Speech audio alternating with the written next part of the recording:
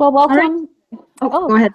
Yeah, hello. Welcome, everybody. We're so happy you were able to join us this evening. We have two fabulous guest speakers. Well, Chinma's part of our team, but she's putting on her guest speaker hat today to talk about a very special organization.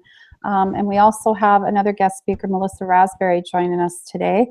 We should be done by 7 or before. I'm Sherry Lucarelli, and I'll be the host for this evening. And part of the other Mobile CSP team, of course, is Jen Rosato.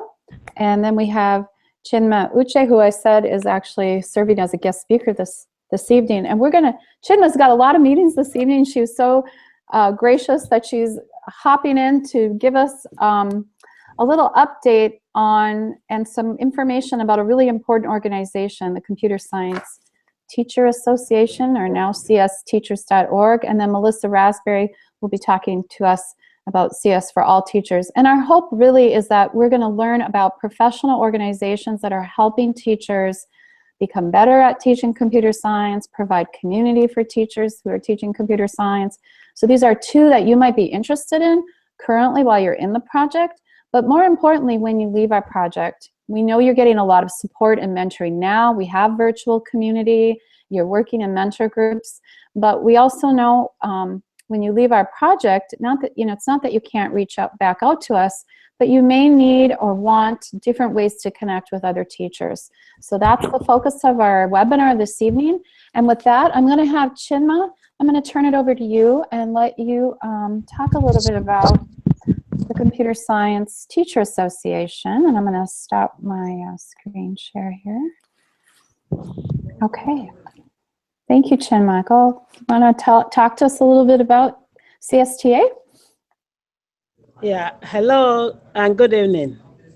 It's a privilege to talk to you this evening. I have been a member of CSTA since about 2004, when it was formally founded. And I've found it a very, very supportive organization, something that really I take pride and joy in being a part of. And I'm just hoping that after today, you will find that it's really a place you need to be in. One of the things that happens is if you're in a place where you're alone, it's really not a good thing. There's enough research to say that having a community that you can chat with, discuss, and then if things are not going well, have somebody to give your throw out to. It's really important. So we founded, I'll talk a little bit about my own chapter and talk about the national chapter. I'm not a spokesperson for the national chapter, even though I'm a member of the board. I'm here because I happen to be a part of a local chapter that's really active and very good. And so as I talk about CSTA, both national and local, I would want you to think about if you don't have a local chapter, forming one. And if you have a local chapter and you're not active in it, be active so that you can benefit from working with a community around you. So we started the CSTA chapter in our state when we were transitioning from C++ to Java, and we were alone, one teacher per school in our different schools. And we felt we needed to be together to have somebody who can actually support each other. We formed that organization, it took off. But as teachers thought they were comfortable with teaching Java, we stopped coming. But what happened was at this point, CSTA National stepped in. Not only did they support us with our curriculum, they also supported us in terms of making us understand issues concerning computer science education, such as issues of equity, access, issues that's social justice, and also national competitiveness. The fact that the best jobs now require computing in one form or the other. And they made us understand then that really to be active and to really help your students and give them the best opportunity, you need to teach computer science, and not just teach computer science, but teach it well. Make your computer science classroom an active classroom, a classroom students love to be in, because somehow if our kids don't get the skills they need, we all suffer, because we're a part of a country or a world that really needs those skills now. So the national chapter helped us see computer science as something we need for every kid. And that's how we came up with the CS for all then. So in 2010, we actually made a wristband that wrote computer science education for all students. We got a lot of support from the national chapter then, and we have been privileged to continue to get a support from them. And with that and our local group who also buy into it. So we have really a good system. At the local chapter level, at the national level, I would say, if you look at this website, csteachers.org, you will see there are things about events, opportunities of all sorts. I think it's really an environment you need to explore for yourself and see what it offers you. A lot to offer. You will see events, there are awards and recognition. There's also resources for teaching. So CST as a national organization cuts across so much. At the earlier stages, we didn't charge any money for membership. So you just signed up and became a member. And that's still the case, even though some people have argued that now that we are established and we have so many members and we have to support so many members, we need to put in some charges and then be able to offer more. Working out what it really means to be a member. And I think that's something we'll be continue to hear from the national chapter about. But I tell you, we have our magazine, which is called The Voice, where you have articles, where you can do things to support the community. You can talk about what's going on in your local area. You can look at the CSTA runs a national conference once a year. And that national conference, virtually all the presentations are recorded. So you can go there and look at the resources. And they have so much you can benefit from. And there are commissioned researches that people have done that you can benefit from. So my experience of CSTA has been really, really great. And that's national support plus the local support we have here has made it really a great experience for me. And with that, we continue to bring in new people and support them. And nobody did it for us. We stepped up as individuals. So you, whether you are new to CS or old in CS, you can step up and be a local leader in your environment. You can write and publish with The Voice. You can do so many things. I tell you, I started with trying to get the best for my students, and I've seen that I've gained a lot. No longer about my students only, though my students come primarily into my lesson, but I've found myself as a teacher growing a lot from the interactions, from the workshops, from all the things I gained from the community. So it's been great for me, and I would recommend it for you. And if wherever you are, you don't have a CSTA chapter, you need to get 5 to 8 members together and you have a chapter. You need to find one college professor who is ready to sponsor you. In our chapter here, we have meetings 5 times a year, and in those we host them in the colleges, or some industry hosts us. What hosting means for us is the college professors can talk to us about their research or talk to us about area they think we need to know more about. And they provide us food because we go after school. But there are chapters where their members contribute money. In our state, we are lucky. Our teachers look forward to coming to the meetings. So for our meetings, we usually get between 20 and 25 minimum teachers coming together, seeing each other. So we are like sisters and brothers here because, and more importantly, I know whom to reach out to if something happens and I need something. So it's been great for me. I don't know if I have a lot more to say, except that I would encourage you to look at the website. If you have questions, you can always reach out to me. We are lucky to have Jen there and Sherry. Both of them are members of CSTA, so they know where the things are. But CSTA, I'll take your questions if you have any, because I could go on rambling for excited about being a part of this community.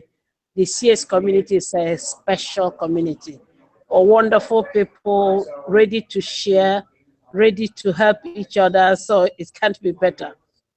I can totally feel your energy, Chinma, about the community, that it's been you can totally feel that. Jen is monitoring some of our questions. So I just wanted to make sure with her that see if she has any questions. I haven't, I don't see any questions yet. I did share the links to the csteachers.org website and the chapter list in case people were looking for their local chapter. Chinma, maybe can you talk a little bit about the scholarships to go to the conference this year? Oh, yes. Now, the CSTA, like I told you, CSTA supported me a lot. CSTA has this annual conference that's really phenomenal. That's they are peer-reviewed articles and workshops, so they are really great. And more importantly, you get a scholarship by Oracle Academy to attend. So if you haven't seen it, you can see it on the website. And if you're a chapter leader, there is also another opportunity to attend under a chapter leadership provision that's sponsored by Google. So there is a lot that's going on. And if you can't get money either way to go to CSTA, you can put on a donor's shoes. If you write to support your attendance to CSTA, you will be funded, I've been told. So there are a lot of people encouraging you to be a part of the community. And I tell you, you have nothing to lose. You're just going to have fun. And more importantly, if you come, you will see me in flesh. That's right. And we're doing a session at CSTA this summer. So Cherry will be there. We will do a session, and I tell you, there's no regret. I've been attending since almost 10 years. I have never had anything, no complaints at all. I've been lucky enough to go a couple of times, and I always meet just really enthusiastic, wonderful people and learn so much from all the K-12 teachers I get to meet there. So I love it. Yeah, I was going to say, I've only been going a couple years, and I think I go to a lot of conferences. I find this one to be really beneficial. And it's in Baltimore this year, everybody. It's in July. I think July 8th through 11th. And that's really good information. I didn't know about the scholarships, Chinma or Jen, so that's really good information. Teachers don't always have a lot of money to travel, so. Yeah. If you're new, that's the Oracle Academy is there. People want to support teachers to teach computer science well. There's a lot of interest because it's really something that's going to affect all of us in the long term. So we need to keep our children engaged, and we need to keep them happy, looking forward to school. School should, So I think that CSTA conference gives you hands-on activities that you can go back to your classroom and use immediately, not where you have to rewrite and forget. Yeah, because if you go to a workshop where you don't have things that are relevant, then you may get home, you don't use it. the CSA conference offers you things you will use immediately. It's designed by teachers for teachers, so it's great. Thank you so much, Chinma. I don't think we have any questions right now. Do you have any? And I know you're in between meetings. It was really great of you to take time out of these to come talk about CSTA. Thank you so much. Do you have anything, last thoughts before we turn it over to Melissa? Not really, just to encourage them to hang in there. You belong to a community that's really caring and nice. So wherever we all need somebody sometime to pick us up, just reach out. Don't give up. Just if there is anything, reach out. There'll be somebody in the community to say, this is what you should do. And I think that's where Melissa would come in. Melissa, great to see you. And Good to see you as well. Thank you so much, Chinma. Appreciate you visiting. You're welcome to hang out too, but if you have to leave, we understand. I'm gonna introduce our next guest speaker, Melissa Raspberry, and she's going to actually be able to share this wonderful resource for you in a different community, and some of you might know of this also. So Melissa, if you don't mind, I'm going to let you go ahead and talk a little bit about yourself and about the site. Sure thing. Welcome, and thank you so much for having me join tonight. I should mention that I will also be at the CSTA conference this summer and doing a session on teacher leadership and kind of the identity of becoming a teacher leader in CS. So I hope for those of you that will be participating will come and join our session. We'll have 2 community members that are with me. So it'll be a trio of us talking about that. But as I mentioned, I'm so glad to be here tonight. I am Melissa Raspberry. I work for the American Institutes for Research, and we have the honor and pleasure of being the manager and facilitator of the CS for All Teachers virtual community. If you've been around CS for a while, you may have heard of us in the past. We rebranded last August to CS for All Teachers. But prior to that, we were the CS10K community. So again, that may be a name that you're familiar with. I'm going to go ahead and share my screen so that you can take a look at the website as I share some highlights for you. Just one moment. All right. So the CS for All Teachers community is funded by the National Science Foundation. It initially began back in 2013, and it was targeted to support CS10K projects across the country. Mobile CSP is one of them. And so the intent of the community was to provide a virtual home for all of these various CS10K projects that NSF was supporting.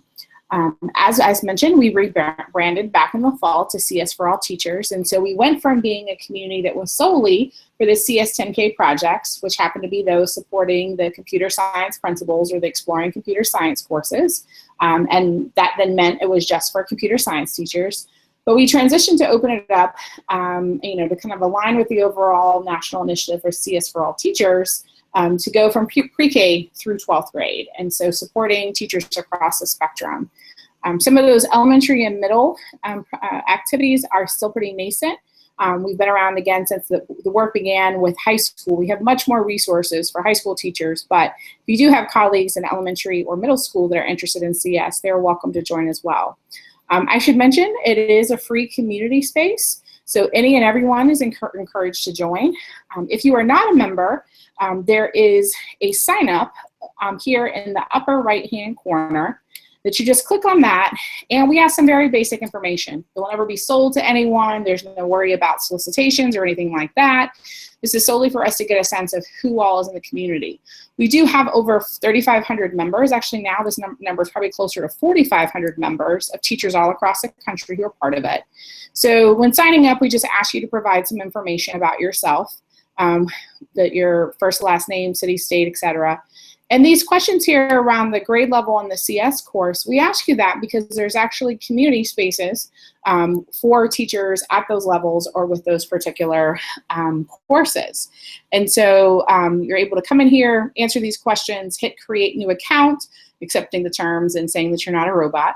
But once you do, that goes into our system. It is a moderated membership, meaning that you can't just automatically get in. So there's usually about, a 24-hour period during the week. And if it's over the weekend when you happen to join, it'll be some point on Monday where your membership will get accepted. We just check to make sure it doesn't look to be a spammer or others that are trying to get access to the community. But we, again, accept those members, and then you would receive an email notifying you that you're part of the community. I'm going to go ahead, actually before I log in, I'll go ahead and show a few of the features. So as I mentioned earlier, there's various spaces within the community depending on who you are and what your profile is as a teacher.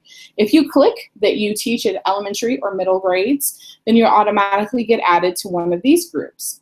If you're in high school and then you select one or both of the high school courses, then you'll be added to our general community. So we have an elementary CS group, a middle school CS group, and then we have two groups, ECS and CSP Open Groups. So it doesn't matter where you are or what your district is. If you select one of those courses, you would land into that particular group.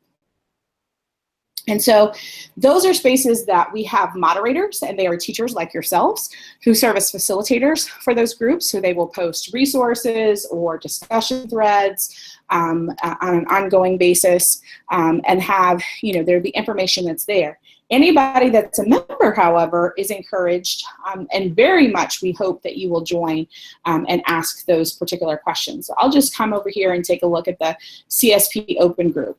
And you'll see I haven't logged in, so there's just some information that you can view without being a member, but I'll log in so that you can see what's here. It's typical, as you would find in most virtual communities, where you have things like discussion threads, there's resources, there's events, etc. And so you're able to access those through that community space. And again, we encourage people to be actively involved and to post things themselves. The facilitator will do that to kind of keep some things going, but all members are encouraged to do so as well. So you'll see even here, so someone has posted, there's a CSTA meetup. So they're hoping to get people together. But as members, you can add these discussions or take a look at what's already here. Here, our facilitator, Jackie, was posting a resource and then wanted others to share about how they found it, etc. You'll notice here you're able to tag information. So if you're wanting to search the site, maybe you want to search for things related to the internet, the big idea of the internet and CSP, and then this will pull in, this is things from this particular group that has information about that. Or actually it's the site in general. So there are those private community spaces. Then we also have resources, and it is a crowdsourced site in that there are things that we add or things that project leaders add, but we encourage individuals to add things as well. So under CS Principles, as I mentioned, we have the big ideas here. You're able to click on, let's say, abstraction, for instance, and then anything that's been tagged with abstraction is going to come up here on this system so that you're able to filter by that big idea. Similarly, in ECS, you can filter by the particular units. And then it even breaks it down by learning objective as well. The blog is a space where we have some teacher leaders. We share things organizationally, like if there's events or activities that's coming up or information that we want you to hear. But we also have a number of teacher leaders who are talking a little bit about their experience in the classroom.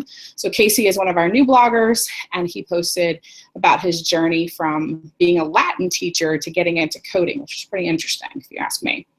Our events. Events are big in our community. We offer anywhere between, I'd say on average, about 2 webinars a month, similar to this Google Hangout. They're in the evenings because we realize that during the day that you're busy teaching. And so those sessions will be found on the events calendar. This is a space that I actually would recommend that you bookmark and visit regularly just to see what's on there. We provide with the particular, like we have a webinar tomorrow night, NC WIT. We'll be providing information about the programs and resources around equity and access. And so if you wanted to participate in this event, you come to the page, you read the description, and then we provide you with the login information on how to join. We also go back after the event has been concluded, and we provide you with, just similar to what you do here on Google Hangout, we provide you with the recording so you could go back and access that later. In this particular post, there's also, there's events that you all can post or members can post and advertise in the event. But as I said, the community overall, we typically do at least 2 webinars a month. You can see this month we're actually very busy and we have 4. We'll have 4 by the end of the month. The Help Squad is also a fun feature that we added I think back in the fall, where it's similar to kind of like Stack Overflow in that you can add a question of your own and then have a group source, crowdsourced responses if there's a question. So this kind of goes out generally. It's not specific to a particular group, but it can be a general question. We have a facilitator who works with us to help to monitor that. We encourage individuals to also add their comments as well. So it's not just, kind of an ask the expert, but we do have someone that monitors that and makes sure that we have, that all questions get answered. But there's just a lot of things here to see and enjoy and to get access to as part of the community. You're able to take a look at things that have popped up in your activity feed that's kind of unique to those groups that you're a part of. You're able to look at your own activity, and very similar to other community spaces, we encourage you to add a picture, to add things about your profile, etc., so that others can get a chance to get to know you. If you want to sign up, if you are joining, I do encourage you to sign up so that you can get notification emails for the groups that you're part of on a, kind of a number of options for the duration of those, or frequency of those emails. It can be even once a week that you get that, just as a reminder to kind of come and take a look at the community. I also really encourage you to make sure you sign up for our newsletter. Again, it is not something that will be spamming your inbox. I'm part of a local gym, and I tell you, I'm like, why am I getting an email every day from the gym? There's not that much that you can update me on. But for us, we do a monthly newsletter, and then from time to time, we may send you another reminder if there's like a really big event, and we want to make sure that we're, getting the word out and that people are paying attention to it. So again, at most 2 emails a month as part of the newsletter. We are very active on Twitter as well. I will actually go here. I know it's on our blog feed. We're at CS for All Teachers, and that's abbreviated TCHRS. We keep that feed very, very active and sharing what's going on. So if you're a Twitter person, we encourage you to follow us so that you can keep up with activities through this way as well, and just kind of stay up to date on what's happening in the community. For us, my background is actually not, I didn't share this in the beginning, it's not computer science. I've been doing work for about a dozen years now in supporting teachers online in this way. So we're always interested in hearing from members about, what are other things that we can provide for you and how can we support you through the work of the community. And NSF is obviously a big promoter of that and was very supportive as we transitioned and encouraged us to transition to not just high school teachers, but thinking about that broader continuum with pre-K-12. So more things to come and what we hope to be able to do as part of the community, but it is your space as a community member. It's just as important to us to hear from you and what you need. So I'll pause there to see if there are any questions or things that I can answer to clarify for you. We did get a question about the newsletter, and the question was, where are the settings for the newsletter? But I'm wondering if they mean like how to sign up for the newsletter, if you could go back to that. That's part of your, it's part of your initial sign up, and I'll log out and come back here. So I'll show that way and then go back through if you're already a member. So the notifications, that's about like when you're getting the email, sort of like a digest email of how often you want to get it, whether it's daily, semi-weekly, weekly, or never. And then the newsletter, if you're just signing up, you would just click here on this space that you want to subscribe and make sure the default is for that to be checked. So we would hope that you wouldn't uncheck that. In terms of if you are already a member, and I'm gonna have, that's a test for me because I'm gonna have to go back and figure out. It is possible to do it on your profile, I believe.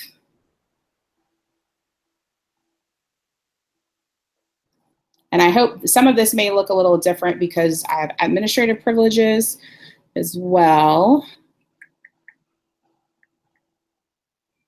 Yes, so you would go back to, it's down here at the bottom when you clicked on from your original, let me go back to that page.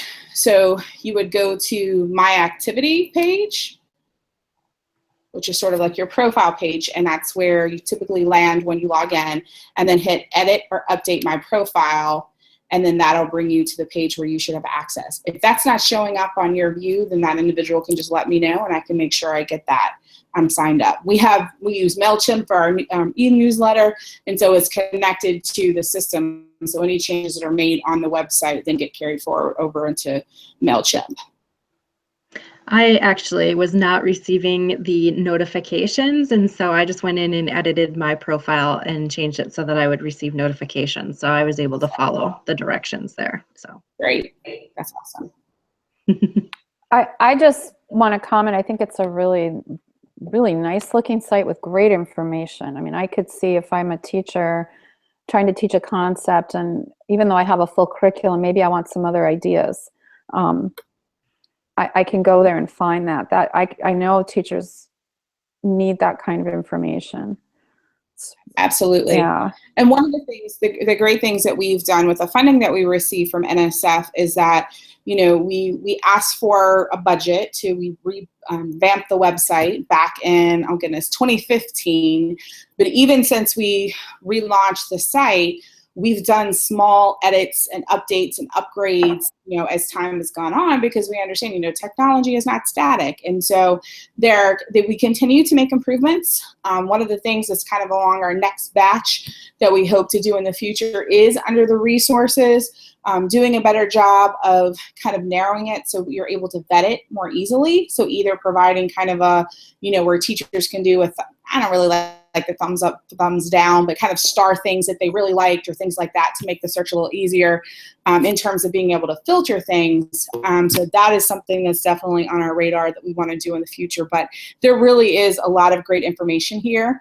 And again, because I know virtual community only works if you have folks, you know, it's that kind of saying, if you build it, they will come. And that may be true. If you build a nice, pretty site, you know, people are like, oh, this is nice, it's attractive. But I know that folks won't stay unless they feel like there's someone else there kind of behind the curtain paying attention to things. And while, you know, folks that are on my team here at AIR, we certainly do that. But for us, it's more important, or just as important, for other CS teachers to help us lead this work. And so that's why we have this cadre of facilitators who are checking in regularly in the groups to see if there's new things added or new things posted. And we do hope that it's something that people won't just come. You know, we want you to come find resources, that's great, but we also want it to be a space.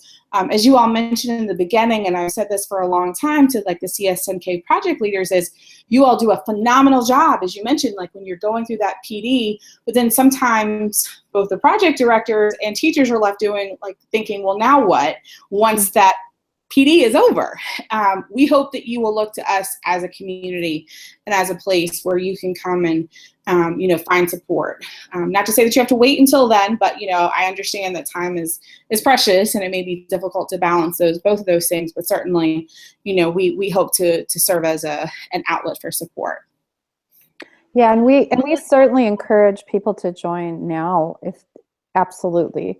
But we're really hopeful that they'll join and participate when they leave us. Absolutely. Mm-hmm. I was just going to say that we've got, it looks like a couple experienced teachers on the live chat here. And one of the things that our teachers have mentioned is that, you know, they go through the curriculum or they find new resources or tweak lessons and things like that. And I think they'd like to be able to share those with other people. Is there a way for folks to add their own lessons and resources here and like tag it related to the CSP content? Absolutely. So the resources that you find, there are some that we've added, but the great majority are added from members themselves. And so what I would encourage you all to do would be to join the site, and that is a requirement. I mean, you can come, there's some content that you can see obviously without joining the site, but if you wanted to share things, you would need to be a member. And then make sure that you're clicking on, I'm assuming this content is CSP, so make sure that you're clicking on that you've taught that course. And again, once you did, you would land into this CSP Open Group. And you are absolutely, you'll notice over here where it says add content, you can add a discussion, you can add an event, or you can add a resource. And so you would then select resource, and we would just add, you know, you give it a title similar to what you would do. And you would try to do, because it's crowdsourced, sometimes we hear from folks who are like, well, I wish I had this, or wasn't as much information as I needed. We try to kind of keep, we don't want to make the bar so high that someone's like, oh dear goodness, this is going to take me 30 minutes to add one resource. So we don't want to make it too difficult, but we do try to ask for some basic information for you to describe what it is. You're able to upload, you're able to tag it with the appropriate tags and even the learning objectives, etc. You can tag it by what sort of teaching material that it is, even provide some open tags, etc. We give lots of ways for you to be able to, you know, kind of identify what that is. So absolutely, we encourage people to share it so that, or add it to the thing so that it kind of creates an even larger library of resources. That is great, Melissa. Thank you for walking us through that. Sure. I'm a big Twitter follower, and I highly recommend the Twitter feed. There's a lot of good resources, and I was just glanced at it quickly again, and you link to when the webinars are and everything. So that's, for me, that's a nice way to stay connected. Yeah. Yes, and I mean, what we also try to do too is we'll go back and sort of recycle some old ones, because we know a lot of times the content is still very relevant. So you'll not only see us tweet out when, you know, upcoming webinars will be, but we'll tweet out when here's an old one we did, where you can find a recording and terrific information, etc. So we definitely try to share as much as we can, because we know that, you know, that's a critical thing for teachers. You want to be able to get your hands on great resources and information. Absolutely.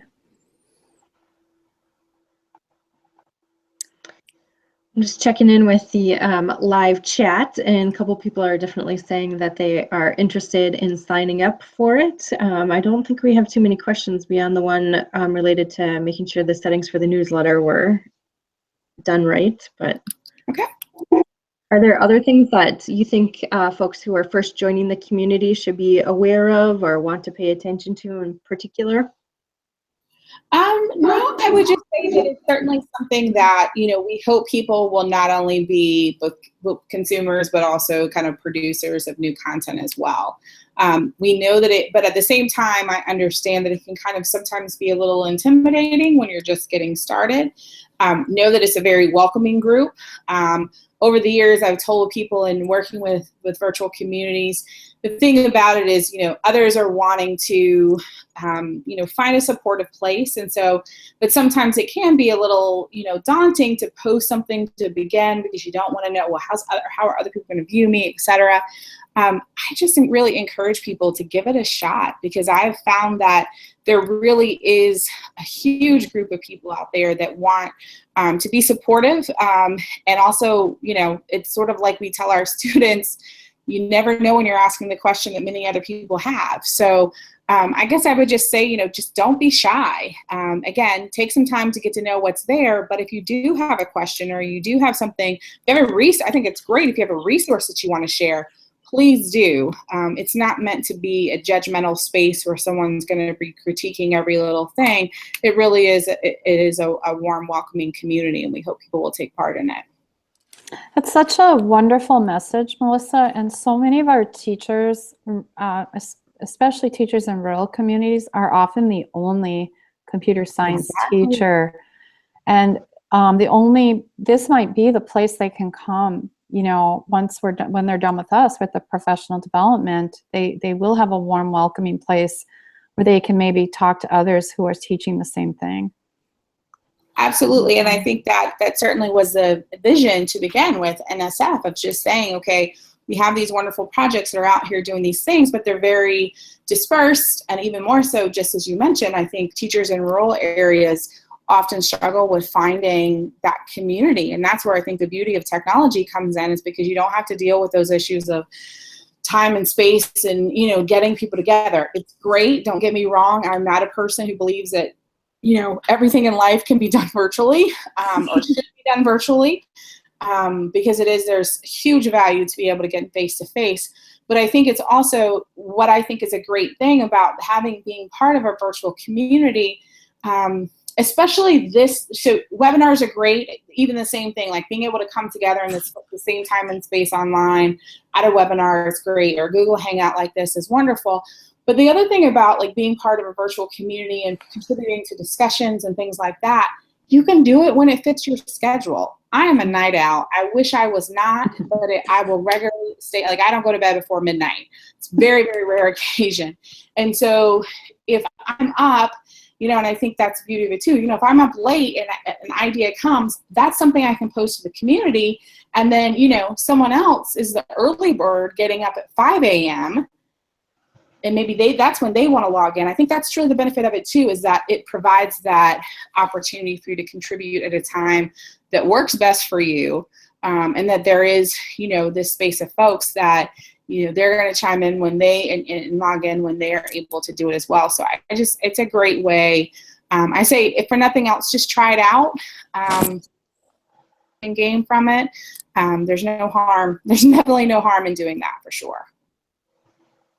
Yeah, that's so true. Why not try it, right? See how it's going to work for you.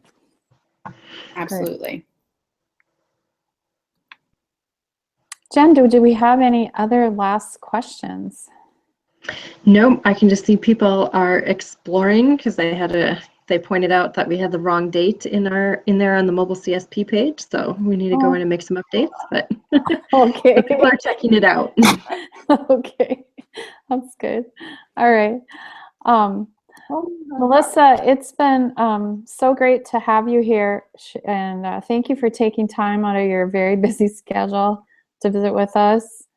Glad to be here. Thank you all so much. I'm glad for the opportunity, and I hope to see you guys in the community. Yeah. Thank you. And we'll probably see you this summer at the Computer Science Teacher Association conference.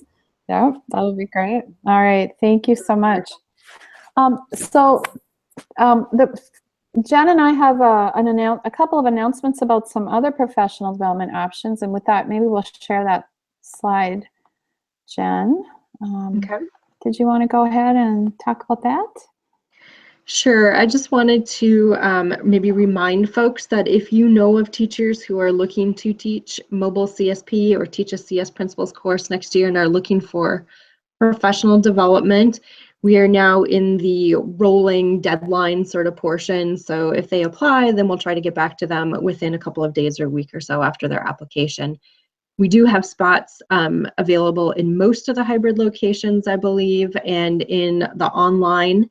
We also have a new opportunity in Duluth, Minnesota. So as you all are aware, our professional development has been, was 6 weeks originally, and then we cut it down to 4 weeks last year to try and kind of recognize the amount of time that you all have during the summer to spend on this. But we did receive funding from Infosys Foundation USA to offer a special 1-week professional development that we're calling Mobile CSP Immersion Week. And that is going to be at the College of St. Scholastica, where Sherry and I teach here in Duluth, Minnesota. This is a little bit different situation than the online and hybrid in that, like I said, it's going to be a shorter 1-week event. But instead of receiving a stipend for participating in the research project, what you're going to get is Infosys will cover your travel costs to come to Duluth for the week. And we hope to have about 60 teachers, Mobile CSP teachers here during that week, going through professional development, with their master teachers face to face, and then having this great sense of community from all being immersed in professional development for lots and lots of hours that week and having a fun time on campus together.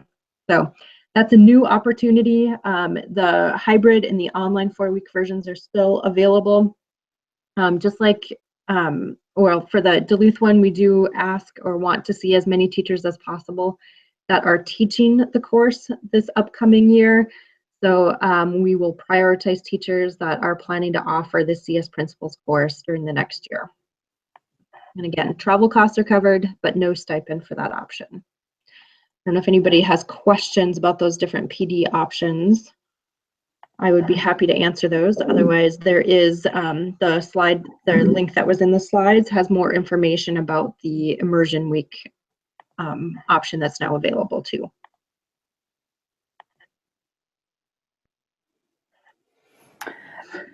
Yeah, we would really hope that you'll share this with other teachers that you're aware of. We think it's going to be really exciting to have a nice cohort of folks up in Duluth, Minnesota. It's beautiful in the summer, by the way. It's beautiful summer. Absolutely. We're on the shores of the best lake in the world, Lake Superior. So. Absolutely. Gorgeous, gorgeous. You don't want to miss it. St. Scholastica is a castle, so you get to go to professional development in a castle for a week. Or as some students used to call it, Hogwarts. But yeah. Please help get the word out. We've got good stuff going on. We need more teachers teaching computer science. So if you're aware of people who might be interested in these, folks often you're in the schools or you have a colleague in another school. Please help us share the good word about these good opportunities for people. Mm-hmm. Send us an email if you've got questions also, please. Absolutely. Yep. Okay. No questions? There was a question from Victor about PD options for web VR or web GL, and I just was typing back in the chat. I haven't heard of that before. Have you, Sherry? No. Okay. I'm sorry. Yeah, Victor, I'm going to put our email address in the chat here, and if you, if you don't get a chance to reply in the chat, please send us an email and we'll follow up with you so that we can make sure we get your question answered, or maybe find out about an opportunity where we can offer professional development in the future. So. Absolutely. Yes. Well, that's all we have for this evening then. We will have this session, obviously, will be recorded. Thank you so much for joining us tonight.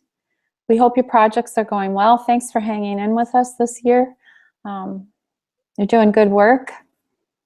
I always like to say we're building. Give yourself a pat on the back. That's right. We're building the airplane as we're flying it. That's what I always like to tell everybody. You're cutting, you're the early adopters. So congratulations to you. Okay. Thank you, everybody. Thanks, Sherry. Have a good night, everyone.